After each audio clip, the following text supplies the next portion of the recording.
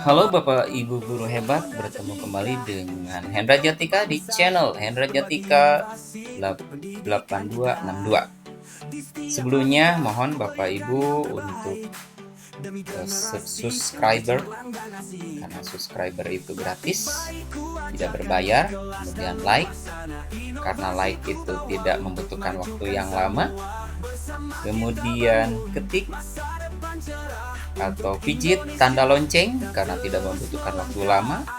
Jika video ini bermanfaat, silahkan komen dan juga share kepada rekan-rekan supaya channel ini dapat berkembang dan berbagi terus tentang praktik pembelajaran. Baik Bapak dan Ibu, kalau kemarin kita sudah mengerjakan modul 1 PPG piloting tahap 1, tahap 2, dan tahap 3, kita akan masuk ke modul 2 ya. Di modul 2 ini judulnya adalah pembelajaran sosial emosional. Di dalamnya terdiri dari 3 topik. Topik pertama adalah pembelajaran sosial emosional. Mengapa itu penting? Saya tidak akan membuka ini ya, karena sudah selesai dan Bapak Ibu juga sudah paham tentang cara pengerjaan di topik per modul. Kita langsung ke latihan pemahaman. Untuk modul 2 ya, topik 1 di sini jawabannya yang ini nih ya, yang B, yaitu untuk membangun keterampilan sosial dan emosional peserta didik, pendidik, dan tenaga kependidikan. Nomor 2, dalam konteks sekolah siapa yang perlu mempelajari keterampilan sosial? Yaitu C, peserta didik dan semua orang dewasa yang ada di sekolah, pendidik, dan tenaga kependidikan. Lanjut nomor 3, mengapa guru dan orang dewasa lainnya di sekolah harus mempelajari keterampilan sosial emosional agar mereka dapat memberikan contoh positif dan dukungan pembelajaran peserta didik secara optimal dan holistik. Nomor 4, bagaimana pengembangan kecerdasan emosional melalui pembelajaran sosial dan emosional berkontribusi terhadap kemampuan seseorang dalam menavigasi situasi sosial yang kompleks? Jawabannya adalah kecerdasan emosional membantu meningkatkan keterampilan seseorang untuk memahami dan mengelola emosi. Nomor 5, ya, mengapa penting bagi sekolah untuk mengembangkan keterampilan sosial emosional peserta didik? Karena keterampilan sosial emosional berdampak pada keberhasilan akademis. Nomor 6, dari pernyataan berikut ini, manakah yang tidak merefleksikan hubungan antara keterampilan sosial dan emosional peserta didik dan proses pembelajaran? Itu keterampilan sosial dan emosional peserta didik membantu mendukung kesejahteraan emosional. Nomor 7, bagaimana kaitan antara pembelajaran sosial dan emosional dengan penguatan profil pelajar Pancasila? Yaitu pembelajaran sosial emosional membantu menguatkan pengembangan karakter profil pelajar Pancasila. Nomor 8, bagaimana keterampilan sosial emosional dapat membantu seseorang menjadi lebih resilient atau berdaya lenting tinggi? Yaitu keterampilan sosial emosional membantu meningkatkan kemampuan peserta didik untuk pulih dari kesulitan dan stres karena mereka mampu mengelola emosi mereka dengan baik. Ya, betul. Nomor 9,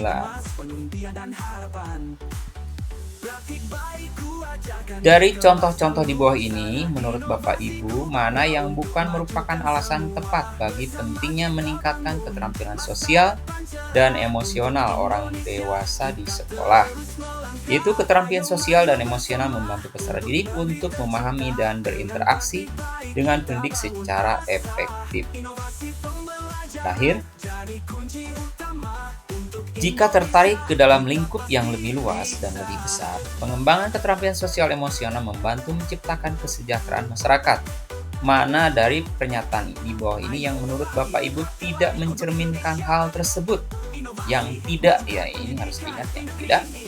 Pembelajaran sosial emosional membantu meningkatkan tingkat kesejahteraan fisik masyarakat hingga menjadi individu di masyarakat lebih sehat. Nah, jika sudah selesai, maka lanjut ke refleksi. Dari mana nih refleksi ini dibuat? Yaitu dari rangkuman pemahaman mulai pembelajaran 1 sampai dengan selesai seperti ini ya. Ini. Dan jika sudah selesai, Bapak dan Ibu silakan klik simpan.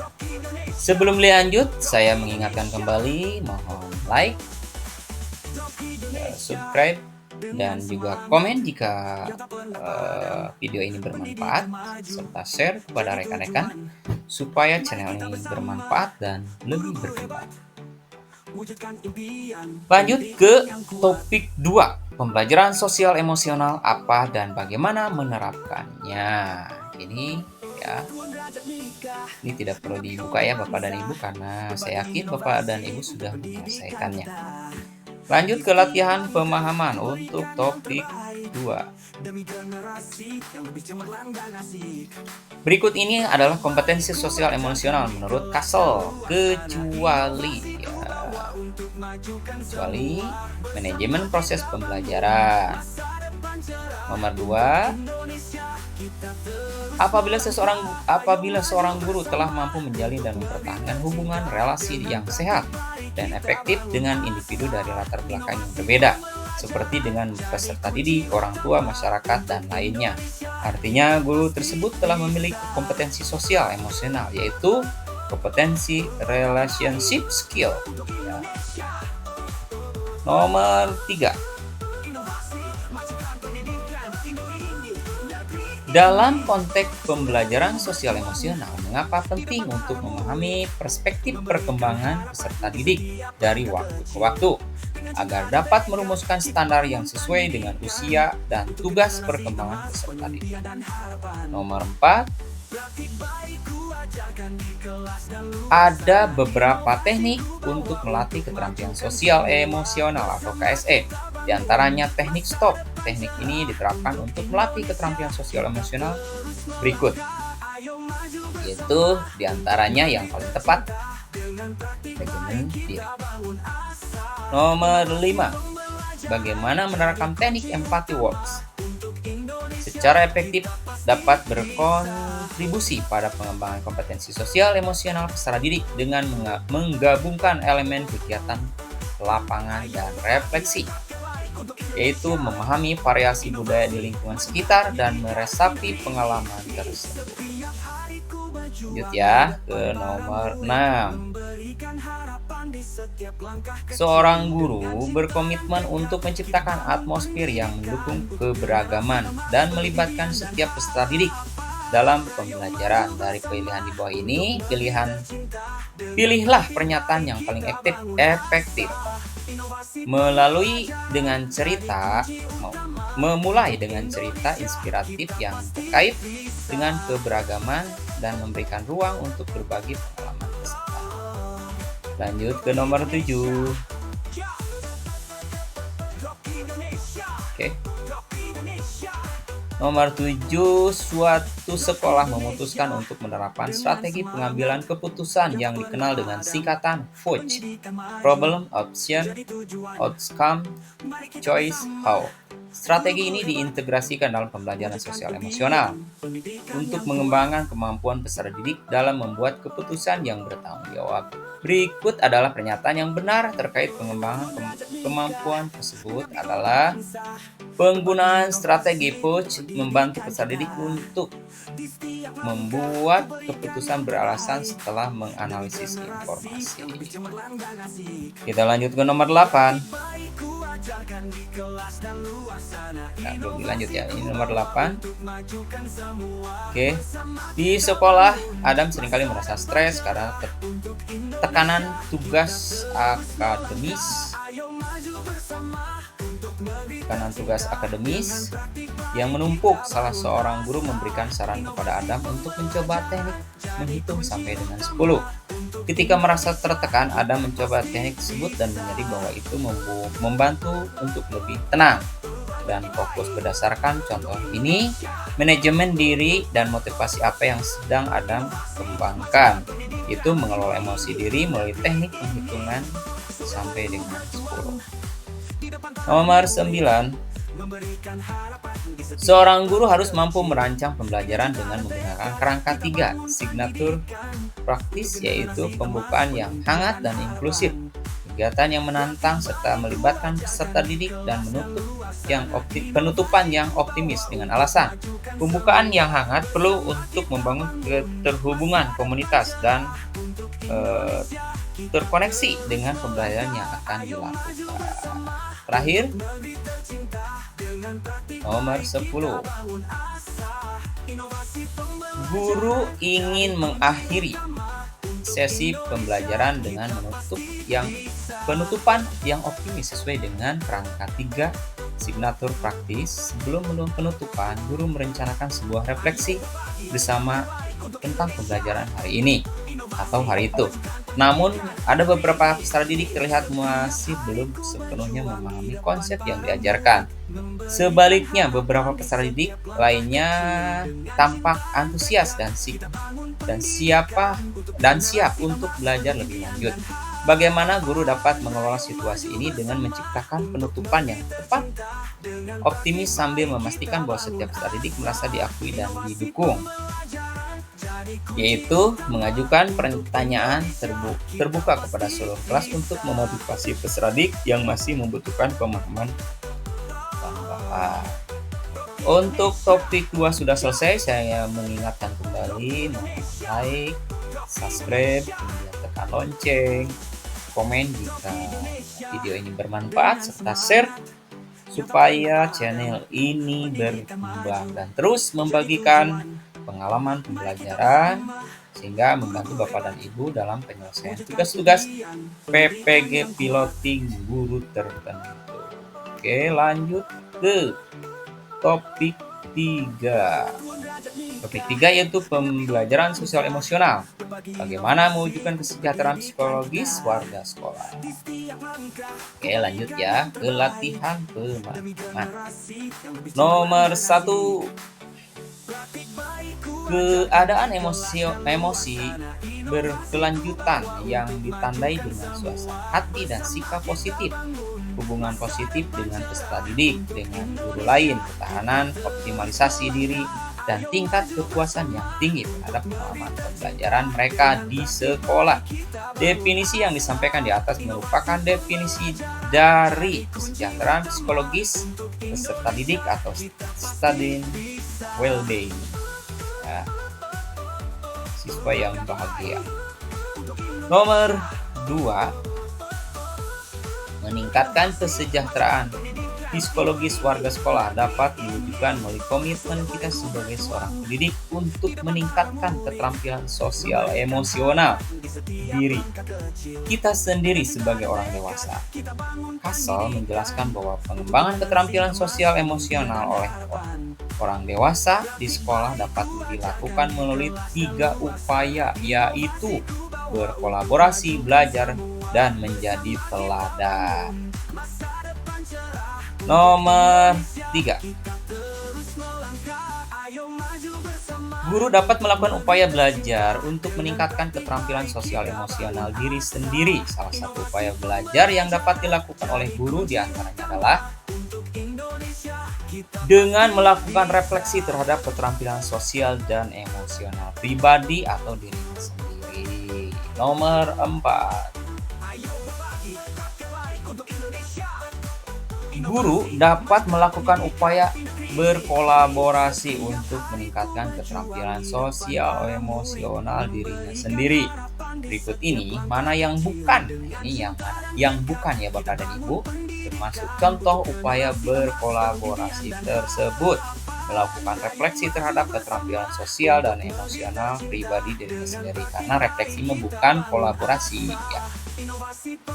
Itu mah hanya mengingat merefleksikan, mengingat kembali pengalaman yang sudah. Oke, nomor 5. Mengapa praktik pendidikan yang mendukung keterampilan sosial emosional dianggap dapat berkontribusi pada kebahagiaan dan kesejahteraan psikologis? Atau kata lainnya adalah well-being peserta didik, yaitu membantu peserta didik untuk dapat memahami dan mengelola emosi mereka sehingga mereka cenderung lebih mampu menciptakan hubungan yang positif, memiliki motivasi yang tinggi, dan mengalami kebahagiaan dalam proses pembelajaran. Nomor 6. Salah satu contoh tindakan yang dapat dilakukan pendidik untuk menjadi teladan bagi peserta didik dalam upaya menguatkan kompetensi sosial emosional adalah dengan menerapkan dan kemudian mengartikulasikan strategi yang digunakan kepada peserta didik ketika pendidik berupaya mengelola emosi saat menghadapi situasi yang sulit. Nomor 7. Ya. Ternyata salah ya, nomor 7. Mempelajari kompetensi budaya adalah salah satu hal yang dapat dilakukan guru untuk mengembangkan kapasitas diri dalam menerapkan kompetensi sosial emosional selain memperluas pengetahuan yang tentang budaya orang lain, apalagi yang dapat dilakukan oleh seorang pendidik untuk mengembangkan kompetensi budaya bagi dirinya, yaitu membangun kesadaran akan identitas budaya pribadi. Nomor 8. Mengapa kolaborasi di antara warga sekolah seperti peserta didik, guru, dan staf dianggap memiliki manfaat signifikan dalam menciptakan lingkungan belajar yang mendukung kesejahteraan psikologis? Kenyataannya yaitu kepercayaan dan saling mengerti yang ditingkatkan melalui kolaborasi, berdiskusi ya, kerjasama, membentuk fondasi yang kokoh dan berkelanjutan untuk kesejahteraan psikologis individu dan kolektif. Nomor 9. Oke. Dari pernyataan berikut, manakah yang menurut Bapak Ibu merupakan dampak dari upaya yang dilakukan guru untuk meneladankan kompetensi sosial emosional dalam kehidupan sehari-hari di sekolah?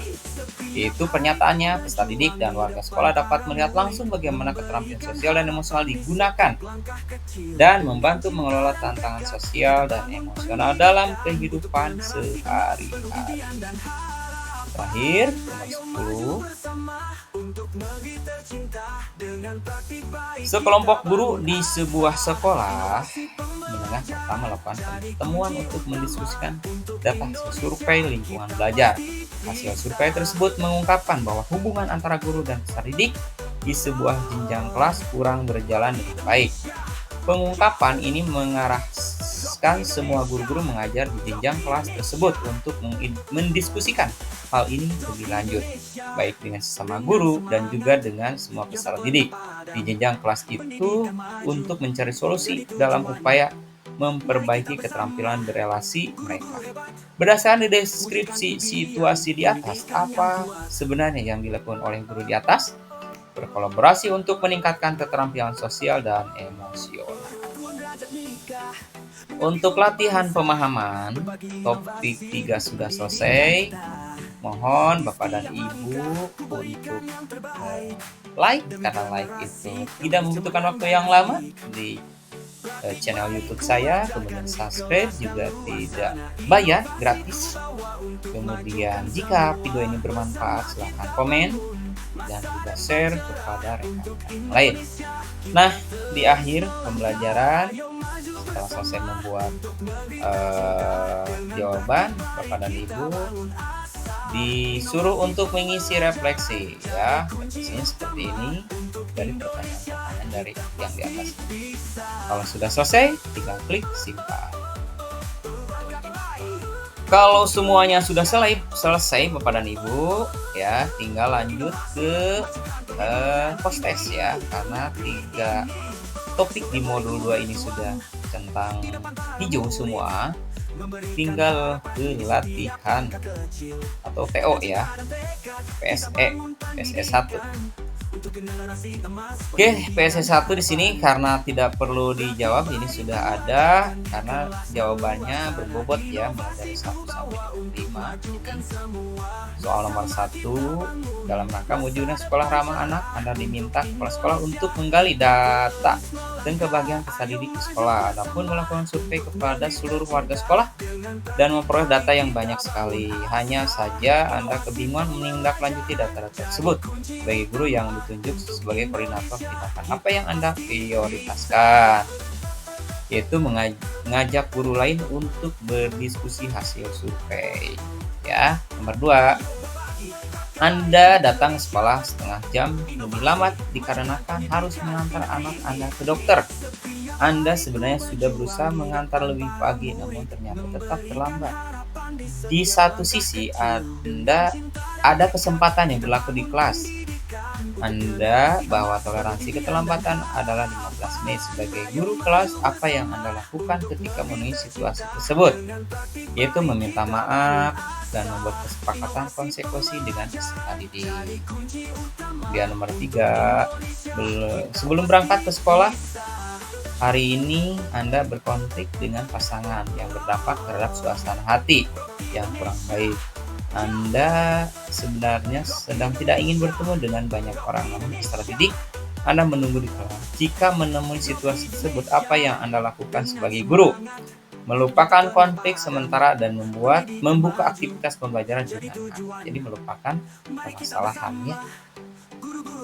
Nomor 4, Anda ditugaskan kepala sekolah untuk mengikuti lomba menulis artikel ilmiah dan Anda pun mendaftar ke kegiatan tersebut. Dikarenakan banyak kegiatan administrasi di sekolah yang harus diselesaikan. Anda baru menulis artikel di hari terakhir. Hasilnya cukup mengecewakan karena Anda tidak memenangkan lomba tersebut. Sebagai satu-satunya guru yang mengikuti lomba, apa yang Anda lakukan? Akan mencatat semua tugas-tugas agar tidak ada yang terlupa lagi. Ini bagi yang lupa ya. Nomor 5, nomor terakhir di postes 1. Anda ingin mengganti tata ruang kelas dengan melibatkan pendapat peserta didik.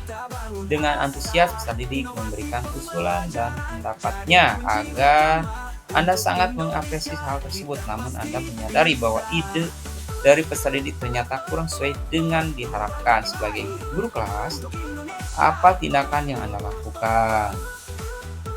Ini melakukan evaluasi bersama-sama peserta didik tentang ide mereka. Sudah selesai ya untuk postes 1. Saya mengingatkan kembali, silakan subscribe, kemudian like, komen, dan share supaya channel ini berkembang dan terus berbagi. Nomor 1 di postes kedua, modul 2. Soal nomor 1.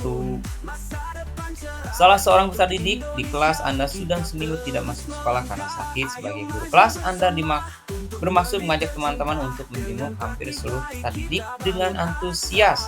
Respon ajakan tersebut, namun ada 5 orang yang menolak karena khawatir akan tertular. Tindakan apa yang Anda prioritaskan bila Anda menghadapi situasi tersebut?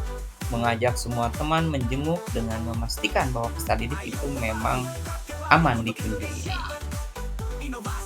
Nomor 2, Sinta adalah keponakan Anda yang sekolah di tempat Anda. Mengajar 1 tahun terakhir, ia mengalami kesulitan konsentrasi dan penurunan nilai karena kondisi orang tuanya yang sering konflik di rumah. Ketika Anda menyampaikan kepada orang tua, mereka meminta Anda untuk membantu nilai Sinta. Anda ingin menolak permintaan tersebut namun merasa iba dengan Sinta. Jika Anda menghadapi situasi tersebut, apa yang Anda lakukan? Meminta orang tua untuk bersama-sama membantu Sinta tanpa melakukan pelanggaran etika. Nomor 3, di pertemuan hari ini Anda ingin peserta didik memberikan contoh-contoh konkret dari setiap sila Pancasila. Ketika Anda mencoba menanyakan satu persatu, ternyata mereka tidak dapat menyebutkan sila-sila tersebut, padahal Anda telah menyampaikan materi tentang sila Pancasila, istilah simbol masing-masing pada pertemuan sebelumnya. Sebagai guru PPKN, bagaimana Anda menyikapinya? Membagi kelas ke dalam 5 kelompok berdasarkan sila dan mendiskusikan contoh di tiap-tiap kelompoknya. Nomor 4, sekolah Anda melaksanakan program untuk mengasah empati peserta didik. Dikarenakan tingginya kasus perundungan yang ada di sekolah, setelah dilaksanakan program selama 1 semester, Anda merasa tidak ada perubahan yang signifikan. Hal ini sama juga dirasakan oleh guru lain. Di sisi lain, Anda tidak menjadi panitia dari program tersebut. Sebagai salah satu guru di sekolah itu, apa tindakan Anda yang lakukan? Memfasilitasi diskusi antara guru yang menjadi panitia dan non-panitia. Yang terakhir, Anda membeli makan siang di kantin namun melihat antrean panjang di kasir. Ketika kasir melihat Anda ingin membayar, ia mempersilakan Anda untuk langsung ke depan karena Anda seorang guru. Anda sebenarnya ingin mengantri sebagai mana yang biasanya Anda ajar, namun Anda sedang terburu-buru mempersiapkan materi pelajaran berikutnya. Apa tindakan Anda bila menghadapi kasus ini? Mengantre untuk menjadi contoh bagi guru dan peserta didik. Ini untuk post test. Yang kedua sudah selesai. Silahkan Bapak Ibu komen, like, subscribe, dan share. Sekarang post test 3 ya, post test yang terakhir. 5 soal ya, ini terdiri dari 5 soal. Soal yang pertama, suatu ketika Anda seorang rekan guru yang berkomentar negatif tentang cara mengajar Anda. Gibah ya, gibah dari Anda. Anda sebenarnya berupaya menerima komentar itu sebagai sebuah masukan. Meskipun demikian, Anda merasa kurang nyaman karena ia menyampaikannya di depan murid-murid kelas Anda. Jika menemui situasi itu, apa yang Anda lakukan? Mengambil sikap tenang dan mengucapkan terima kasih. Terima kasih ya sudah membicarakan saya. Nomor 2, di kelas Anda sekelompok peserta didik yang tampak dominan di kelas, namun Anda pula peserta didik yang cenderung pasif dan malu bila harus tampil di depan umum. Selaku guru kelas, Anda sudah meminta kepada semua peserta didik untuk meningkatkan keberaniannya dalam menyampaikan pendapat, namun belum ada perubahan yang signifikan. Jika menemui kasus tersebut, apa yang Anda lakukan? Meminta teman-teman memberi semangat kepada teman yang sudah lebih berani. Nomor 3, Anda ditugaskan membimbing peserta didik dalam menghadapi lomba olimpiade antar sekolah. Ketika mengerti peserta dari sekolah lain, Anda menyadari bahwa kompetensi peserta didik yang menjadi tanggung jawab Anda secara intensif. Ternyata tim yang Anda bimbing belum berhasil menjadi juara, sehingga membuat para peserta didik Anda merasa kecewa. Sebagai guru mereka, bagaimana Anda menyikapinya? Mengidentifikasi penyebab kekalahan. Nomor 4, Anda adalah guru fisika kelas 12 yang sedang memberikan materi tentang gelombang elektromagnetik. Di kelas banyak peserta didik yang tampak bingung dan mengajukan banyak pertanyaan. Anda sebenarnya ingin meneruskan jawaban pertanyaan mereka, namun waktu untuk mata pelajaran Anda tersisa 15 menit. Apa prioritas tindakan yang Anda lakukan? Meminta teman-teman memberikan semangat kepada teman yang sudah lebih berani. Nomor terakhir, sekolah Anda menjalin kerjasama dengan puskesmas terdekat untuk menjamin kesehatan fisik seluruh peserta didik. Meskipun demikian, Anda merasa lembaga yang diajak kerjasama tersebut tampak kurang berperan. Masih banyak peserta didik yang sering tidak masuk karena alasan sakit. Sebagai guru yang memiliki tugas tambahan untuk mengelola UKS, apa tindakan Anda? Mengajak diskusi pihak khusus untuk mengevaluasi kegiatan yang berjalan. Sudah selesai ya pos tes 1, 2, dan 3. Saya mengingatkan kembali, silahkan like, komen, subscribe, dan share. Jika sudah selesai, maka untuk pengerjaan jurnal sudah terbuka. Ya, kita buka. Ya, sebelum mengerjakan jurnal pembelajaran sosial emosional, Bapak dan Ibu ini harus mengisikan deskripsi dari pertanyaan-pertanyaan yang ada. Ya, dari pertanyaan tersebut, contoh mengapa Anda memilih jurnal ini menjadi aksi yang terbaik, saya jawab ya, seperti ini. Oke. Kemudian selain deskripsi juga disuruh untuk merefleksikan. Ada kalimat pemandu juga dari pertanyaan pemantik ya, sehingga menjadi sebuah deskripsi seperti ini. Kemudian di jurnalnya saya memilih pembelajaran sosial emosional. Saya berharap Bapak dan Ibu tidak memakai template border atau garis pinggir seperti ini. Meskipun awalnya ya kelihatan cukup menarik, bagus dilihat, indah lah menurut saya. Tapi diharapkan ini jangan Bapak dan Ibu ya, putihan saja, namanya juga usah diwarna-warni, ketik biasa aja ya, supaya dipalidasi tidak lama ya, 3 hari langsung bisa dipalidasi. Kalau dibuatnya seperti ini, saya juga ini 1 minggu Bapak dan Ibu. Oke, lanjut ini ya. Sebelum ini saya mengisikan tentang pengertian pembelajaran sosial emosional itu apa. Dari mana ini? Dari modul 2 yang saya pelajari. Jadi bisa mengambil pengertiannya seperti ini. Kemudian penjelasannya juga ya. Nah, sebetulnya yang diharapkan dari modul ini hanya refleksi saja. Nah, yang ini cerita refleksi pengalaman bermakna, hanya ini beserta umpan balik. Nah, kalau umpan balik Bapak dan Ibu tinggal memilih apakah dari siswa ataupun dari rekan sejawat. Kalau dari siswa berarti kita setelah melaksanakan pembelajaran berdiferensiasi. Jadi ditanya ya kepada siswa itu 3 orang ya, jangan 1 kalau umpan balik. Seperti apa ya tanggapan dari siswa kita itu. Kemudian dilengkapi dengan dokumentasi. Kalau dengan siswa saya ini foto sedang menerapkan pembelajaran diferensiasi. Tahapannya seperti ini.